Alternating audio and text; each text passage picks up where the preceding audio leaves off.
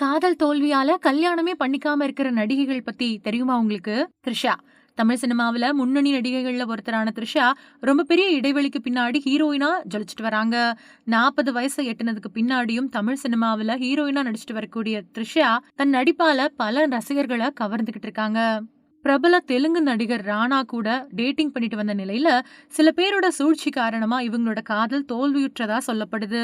பின்னாடி வருண் மணியன் அப்படிங்கிற தயாரிப்பாளரை கல்யாணம் செஞ்சுக்க முடிவு பண்ணி நிச்சயதார்த்தம் நடந்த நிலையில திடீர்னு கருத்து வேறுபாடு ஏற்பட்டு இவங்களோட கல்யாண வாழ்க்கைக்கு ஒல வச்சிருச்சு. கல்யாணம் அப்படிங்கிற வார்த்தையை எடுத்தாலே பயப்படுற த்ரிஷா, கல்யாணம் பண்ணிக்கிறதுக்கு பயம், விவாகரத்து தான் அப்படின்னு சொல்லிட்டு வராங்க. தன்னோட வாழ்க்கையில சந்திச்ச காதல் தோல்விதான் இவங்க கல்யாணமே வேணாம் அப்படின்னு சொல்ல காரணம் அப்படின்னு சொல்லிட்டு வராங்க ரசிகர்கள். தபு. பாலிவுட் திரையுலகத்தைச் சேர்ந்த நடிகை தபு தன்னோட 53 வயசு வரைக்கும் கல்யாணமே பண்ணிக்காம வாழ்ந்துட்டு வராங்க. அஜய் தேவன் மாதிரியான சில பாலிவுட் பிரபலங்கள் கூட டேட்டிங் பண்ணிட்டு வந்த நிலையில அவங்களோட காதல் கல்யாணம் வரைக்கும் போகல. அதனால தனக்கு கல்யாணமே வேணாம் அப்படின்னு இப்போ வரைக்கும் மொரட்டு சிங்கிளாவே வாழ்ந்துட்டு இருக்காங்க தபு. கௌசல்யா. கோலிவுட் திரையுலகத்துல காலமெல்லாம் காதல் வாழ்க்கை படத்தின் மூலமா அறிமுகமானவங்க நடிகை கௌசல்யா.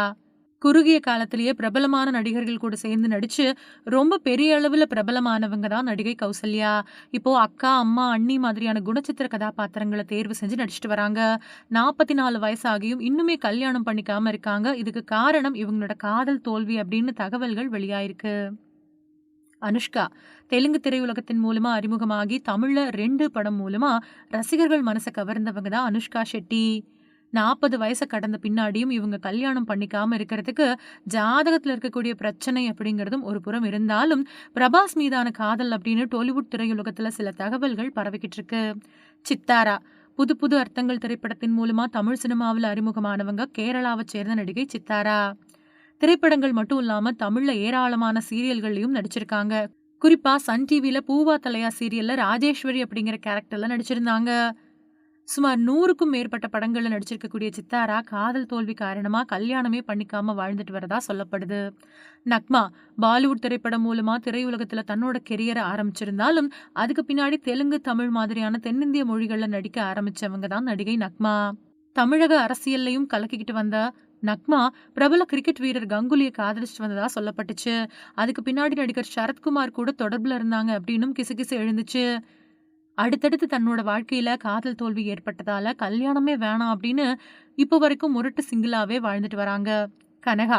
நடிகை தேவிகாவோட ஒரே பொண்ணான கனகா 1989வது வருஷம் வெளியாகி சூப்பர் ஹிட்டான கரகாட்டக்காரன் படத்தின் மூலமா அறிமுகமானாங்க.